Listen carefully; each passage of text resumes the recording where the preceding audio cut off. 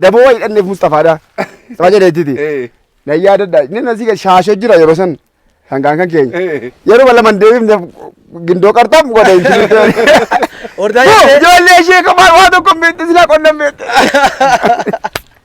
Ulee dhalluu gomee dhabde. Sohayli salaamu alaikum. Fayyaadhaa seerat. Nagaadhaa. Fayyumaa. Eeshoo. Tullaan kun keenya jechuudha. Keenya. Gabaree dhaabbe gabarumtee tasiiti. Gabarumtee taa'uudhi. Kuni. Tokko sadaffaa isaati gara biraas immoo jira. Okay. Lafa bal'aa irraa haamames immoo jira Mustafaa bira jechuudha. Iddoo biraa jechuudha. Iddoo biraa tuulameera. Iddoo okay. Mustafaa tuulameera. Kam jirtu? Fayyaadhaa? Fayyaadhaa? Akkam? Fayyuma? Fayyaadhaa? Akkam? Fayyaadhaa? Ijoollee keetii? Dhugaa? Habbee? Maqaan keenyuun? Saadaadhaa? Akkam? Fayyaadhaa? Naguma atoo? Maqaan keenyuun? Anne? Amiida. Deengattee? Wayyoofteetti alhamdulillah. Wayyoofteetti. Laa kan kee caatiini. Laasitti moo? Laasii qobaartu kana kan kee qobaattee gamaarti. Laakii deemnaa gara kana jira kunoo asii cabsannaa. Kanuma. Maal marsee ganna seete moo? Maal beekaa yeroon keessa jirru kun maashaallah dha. Baay'ee bareedaa bara. Baguma jiraate waan hundaaf iyyuu.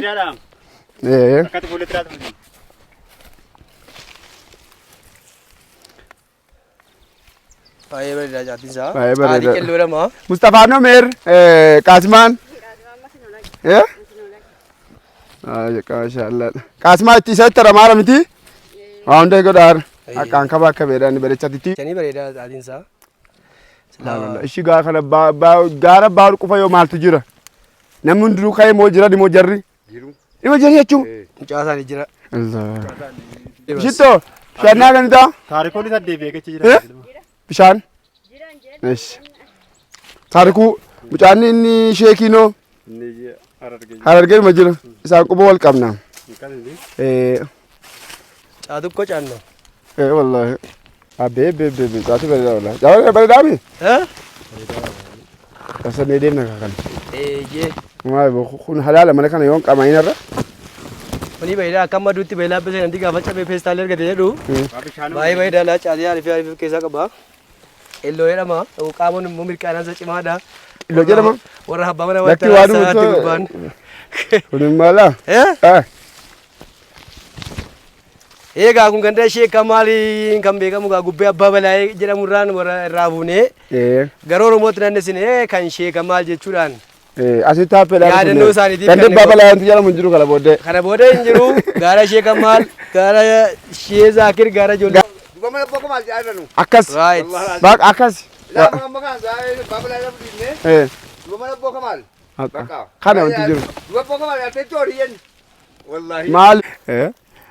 Akkasi yeroo tokko dhufee Zaakir as gargalaal tokko altaatan bakka nagaan dhuftanii bakka nagaan eddan akkam ganda keessan bakka dhaloota keessan kan akkamitti argattan ganda dhaloota kootii akka gaariitti itti gammadee caatiin harka kiyyaan dhaabellee kaafayitu jira kunoo kaabbaan kiyya itti aramaa ture egaa maaltu jira ree ollaa ol jaallatutu jira ollaa seenaa duudhaa aadaa amantaa walii eegu wal kabaju naannoon kun illee kana dura abbaa balaayee jedhamtee faa beekamtii amma sanarree irraa fuudhanii waliin keenyatu numatu walii fi beekamtii kenna jedhanii abbaa ganda Shee Kamaal jedhanii waamanii duuba Shee Kamaal jedhu ollaanasi akkasii kana fakkaata jechuudha gaa kunoo boqqoxaafiin achi jira caatiin as jira qoccoon as jira kanaa ol maaltu nama gammachiisa lammaffaa ganda kana na yaachise ganda kana keessa homtuu hin jiru wanti jiru garuu waan orgaa'in ta'e waan bi'oo jedhamu tokko jiru waan qaama kan keetiif illee wanta ijaan hin argine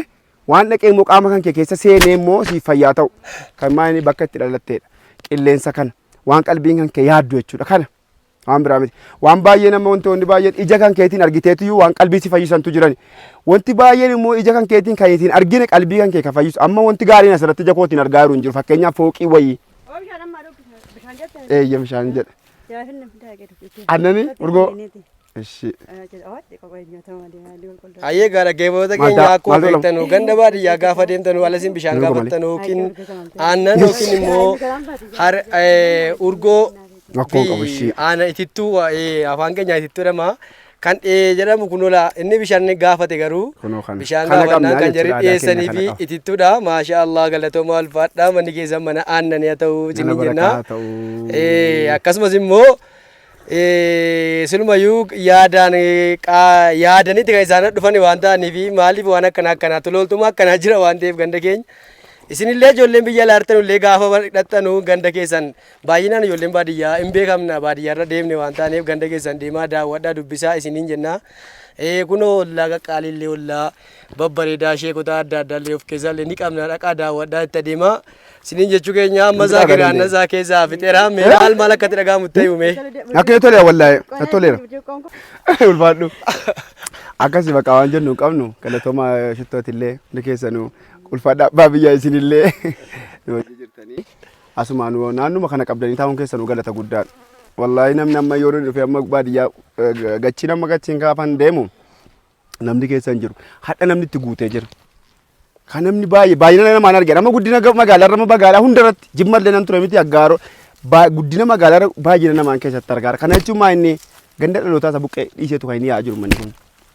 Innum tammumti hafe immoo akka qabeetuma immoo namni dhaqee achitti ilaalu. Adda turam tokko as hin jiraanne kunis as hin jiru wanti nuti dhufamee ilaalamus hin jiru. Namni amma akka natti yaa ture argeeraan garuu namni tokko namni lama naannoo isaanii jedhee tan dhufeen eefin obboon Qaadireen fa'aa obboon Naasiroo fa'aa achitti hojii turre malee walumaa galattu warri biyya alaa jirtanii nama baay'ee hadhuma kana gaafa naa bilbilanii baadiyyaan deemaa jira gaafa jira ayii ani gaafa deeme koo tuun achi dhaqni bakka dhalootaa koo tuun dhaqinan deebi'ee warra jedhantu jiran har'uma kana kunoo inni na bira ture jechuudha. Yeroo karaa irratti waliin haasofnu deemii dhaqiidhaa ganda kan kee edaa gaabbiif eegeen booddee jira jechuun akka kanaati. Kanaaf warri waa biyya alaa taa'e waadhuma qofa ilaaluu kanaan haala galfatu jira. Akkasii kanaan warri sun waan gaggaarii akka magaalaa sanaa miti kan jara ilaaluu barbaadan kan akkasiiti. Akkasii warri dhuftanii kottaa naannoo keessan ilaalaa waan naannoo keessanii jirus immoo ijuma qofaanii miti nu har'a masgiida tokko faas ilaallaa masgiida keenya inshaallaa masgiida sanaafis wantoota hidhatanii ilaalleetiyyuu waan rabbi nu dandeessise ngoonaa ramadaana kana keessatti wantoota akkasii ilaalaa isiniin jennaa ulfaadha. Amma waatillee galatoomi karaa masgiida sanaa deemna amma baqa inshaallaa. Dakka miti masgiidni. Abee bishaan kana fudhateetu man deema kama.